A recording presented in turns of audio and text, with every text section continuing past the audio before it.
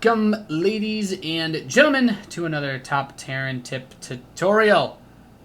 Today, I am bringing you some Terran versus Protoss, as you have requested, some analysis, some structural guides. I will go through the build order, just to say 14 depot, 16 barracks, 16 gas, super standard, super normal, boring cookie cutter TvP. This is going to be Terran versus Protoss, and it's going to be TvP to the max. So you're going to see how I like to do it. Hey, look at this. If you've watched my other guides, you know as soon as that gas is on the way, you send an SCV out to scout.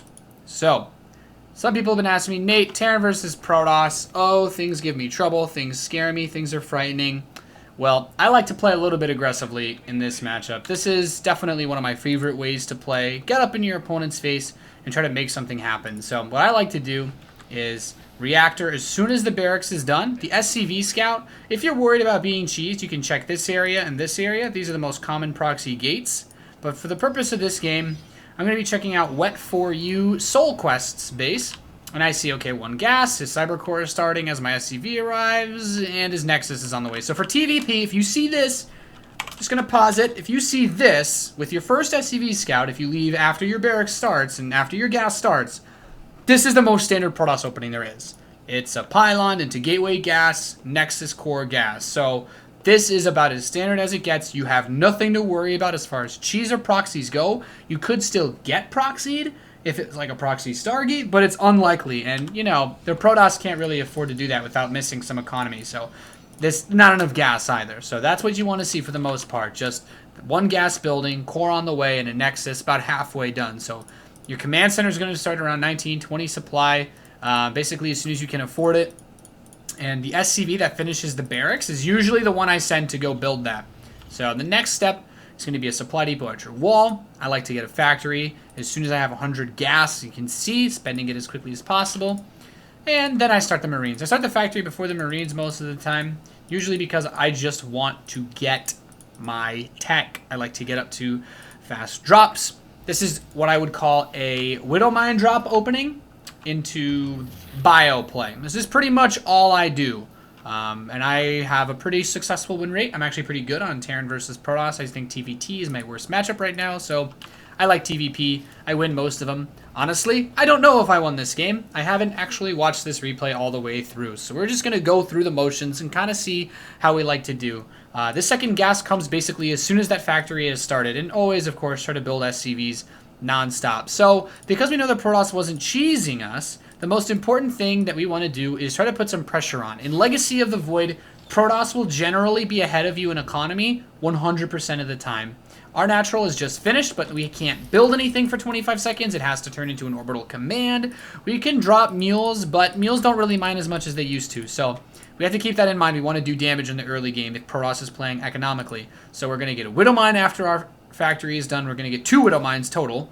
And we're going to start a starport as soon as the factory is done. There's no supply timing or build timing. Just do it, as Shia would say. And if your opponent wants to poke your ramp, Marines are scary and Marines do a lot of damage. Don't be afraid to tell them to get off, you know, back off. Don't want to cuss too loudly here. So what are we doing? We're getting a medevac, another Widow Mine, and there's a particular way that I like to do this. You load up 2 mines into the medevac. If you're worried about something like a delayed Oracle, you can put your Widow Mine in between 2 mineral patches, makes it very hard to see, and just burrow it. And then just wait, because before your medevac comes out, you're not really worried anyway. These Marines were just kind of looking around. I'm trying to see what exactly he has, if he's trying to get aggressive. And if you're the kind of person that's maybe a little bit more scared easily, never be afraid to just drop a scan. You know, you can just be bleep, bleep, bleep, bleep, bleep, bleep, bleep, bleep, and see what he's up to. But our opponent, this game, I don't want to talk really too much about what he's doing, but it's a pretty standard opening. You know, defensive blink with a robotics facility. There's really nothing unusual about his strategy. I get an engineering bay when I leave my base because I still need to be safe against this, and I like to follow it up with a Liberator as well. It can be good defensively. Liberators can be good aggressively. There's a lot of different things that you can do with them. And then I take my 3rd command center. So the Liberator and the factory, you're going to build a tech lab on it as soon as your 2nd Widow Mine is done and you move out with that drop. Your factory's sole goal is to build tanks to defend you against any sort of, I don't know, any sort of aggression, some counterattack. If your opponent wants to go for Warp Prism or something, they're going to defend this, then they're going to counter. So a tank will help lock you down against that sort of thing. I didn't scout that it was anything super aggressive, so I wasn't worried about that to begin with. And to be honest, at my level, people haven't been doing the Warp Prism Adept drops as much, so hasn't been a concern either. So what I like to do is drop in one side, like I said, 2 mines and 6 marines or 4 marines in the medevac, and then I just push with the rest of my marines. Usually the Protoss player is going to divert their attention to one side. In this game, the Mothership Core is in the natural. He hasn't taken a third base. Most of the time, it's fast thirds that we see out of Protoss players, but I'm going to notice this. So I come in with my drop. I'm like, okay, he's getting blinked. This makes sense. He's got a good amount of stalkers. Okay, so these are all pretty normal things. How many stalkers is too many to make you worried? I'm not sure. I lose my medevac. My mine drop does a little bit of damage, but I also see that my opponent has not taken a third base. So this is a bit risky of me. I just kind of throw these marines away in this game.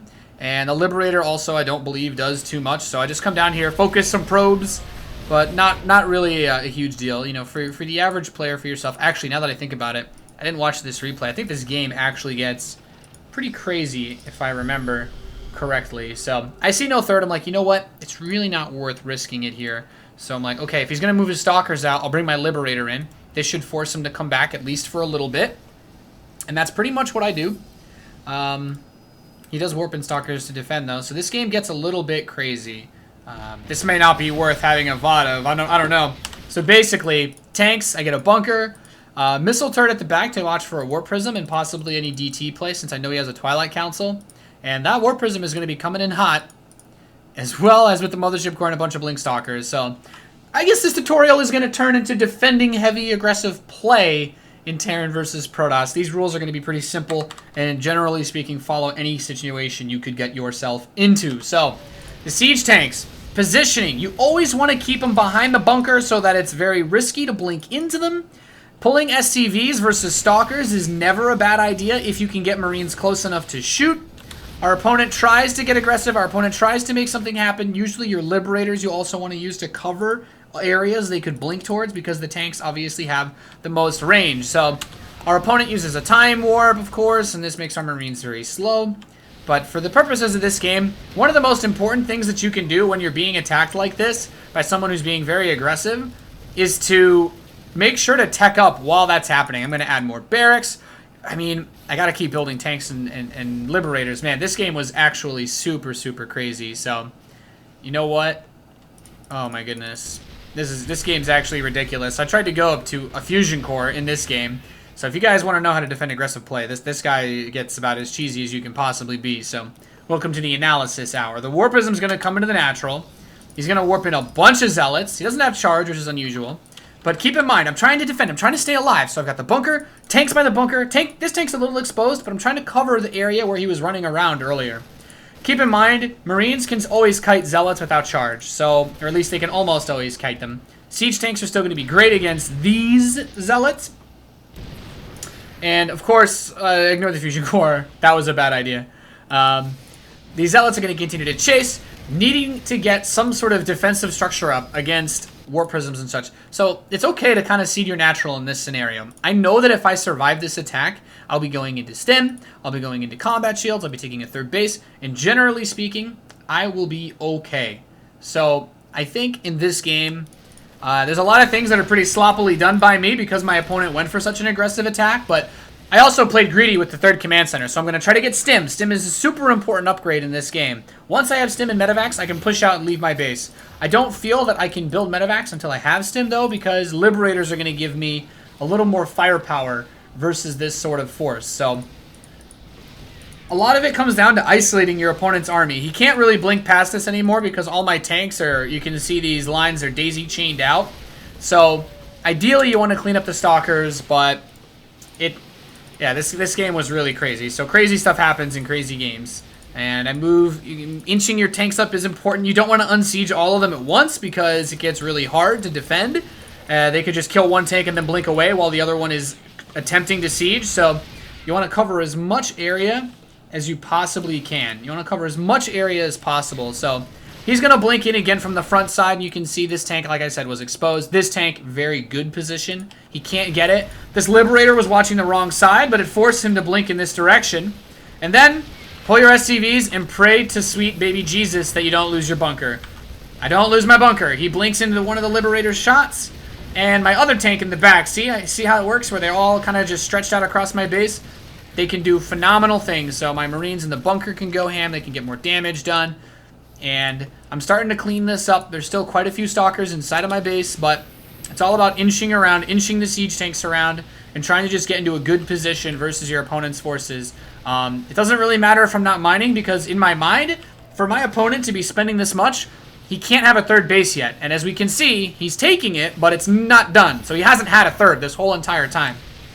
And now my forces, working together, can slowly fight my way out of this very dark position. But yeah, it's really important to keep in mind, if your opponent's doing something like Stalkers instead of Adepts, Stalkers take like 4 or 5 shots to kill SCVs. So SCVs are actually really good against Stalkers, because they will eat up a lot of damage that Stalkers can put towards them. So eventually I do clean this up. My stim is done, so I'm ready to rock and roll. So if you're attempting to recover, and this is just a general rule, you're in a situation where you're like, okay, I held on. What's the next step? What's the best thing to do after holding an attack like that? Maybe you don't know what your opponent's up to.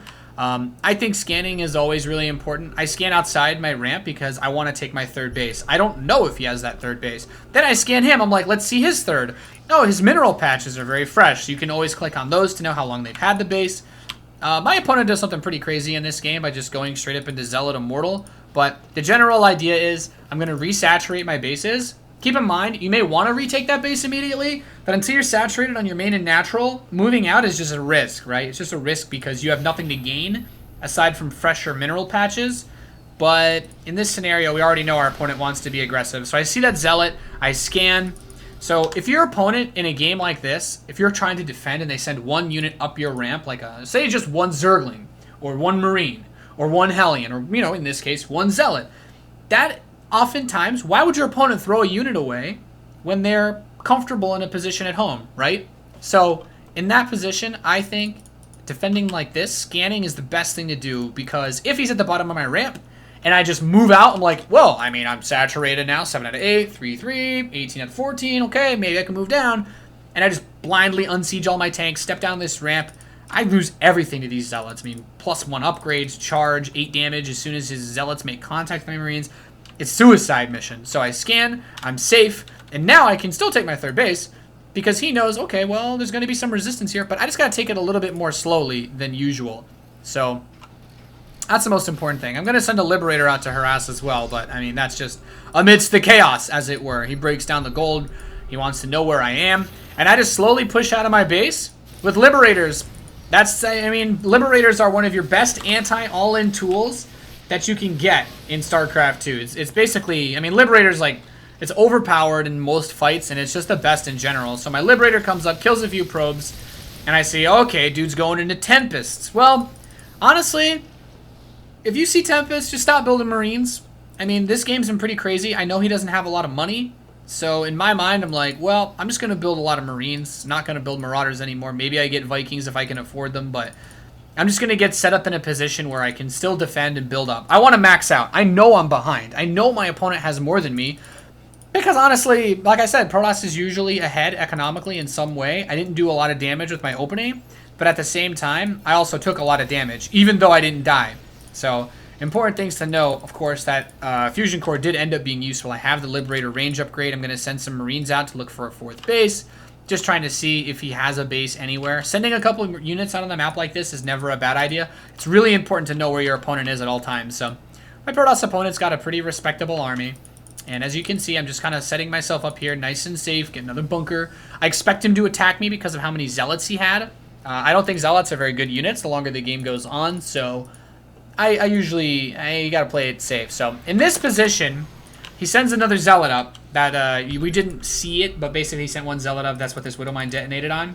So I can see, and then I scan. I'm like, okay, well, if your opponent sends one unit up your ramp, like I already said, that means they probably got something else. So just go back to my vision. Oh, well, lo and behold, I see his whole entire army now because of this. So now that I know he's coming to attack me, I'm like, look, I got my Liberators in position. I just need to do good micro with my Vikings that I'm starting to build. Because I know that he's going for this. I also started 2 more starports. I mean, I can't really give you build order on 3 ports 10, 15 minutes into the game after you got all in. You just got to feel it, you know? You got to harass your opponent and see what's going on. So I know he's got Tempests. I'm going to try to get Vikings. Storm is really good against Vikings. Vikings die in like 1.5 storms. No joke. So it's really difficult to micro when their opponent is going to constantly be looking for you to step in. Now my Liberators, because I have the range upgrade, aren't really easy for him to hit. And honestly, his focus fire here was pretty bad. At the same time, those random units did end up getting some damage done, but honestly, not really a big deal. So when you're trying to defend, I mean, you want to repair as much as you can and do everything that you possibly can to just hold on and not die. So I repair my bunker. He tags me with his Oracle. But really, when you're up against Tempests, don't panic, right? Don't panic. Tempests are slow. As soon as you have enough to win the fight, you usually can. And in this position, it got really dire. As you can see, this guy was aggressive pretty much the whole way through this game. But the supply is getting, you know, he can't get any more supply because he's maxed out. And I'm not, so I can still keep building more. I send my Vikings out, I take a shot. Also, of course, repairing. So this is basically just dealing with aggression, really. I mean, if you wanted to really call this anything in TvP. But for the most part, I'm just going to continue to push. I take one shot with my Vikings, and then I move back. Like I said, he has vision of me with Revelation. This is a pretty hard spot for a Terran to be in. I can't go down the ramp because he has, what, how many High Templar? 8 High Templar. I can't build Ghosts. As you guys can see, I have no minerals. My main's mined out. My natural has been mined out. And my third is pretty sparse. So I can't afford Ghosts. Ghosts are 200 a pop. They're ridiculously expensive. And every dollar I have is going into Vikings. So at this point, I need to make what I have work. So I build up a reasonable Viking count and then just slowly work away at these Tempests. That's pretty much it. That's pretty much all you can do, is just try to work away at the Tempests. Slowly inch the Liberators out. The Vikings get a good shot off. There's the first storm. The storm is scary, but I mean, you got to repair. You got to find a way.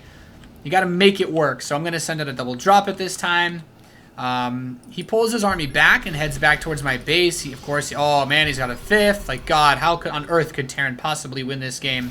Honestly, I don't know. But then he attacks into Liberators. And you know what? Whenever you're defending and trying not to die, this will always be the most important thing you do. Pray to sweet baby Jesus that your opponent attacks into Liberators. Probably the only reason this game goes my way. So I bring the Vikings outside the storm, take out the Tempest as quickly as I possibly can. Are most of my Vikings at 10 health? Yes, but he doesn't have enough units to finish them off. I clean up these forces that are here, and I do everything else within my power to bring this game back to equilibrium. But obviously at this point, I've just lost way too much, and there's not really much I can do. But hopefully it gives you guys some ideas here on how exactly to try and set yourself up. I definitely made some bad calls in this game, but hopefully this will teach you some things that you can kind of see about how I like to defend, how I like to deal with attacks and whatnot. Let me know what you think of this video in the bottom section. That's right, not everything I make is off of me winning my own games. Talk to you guys later. Peace.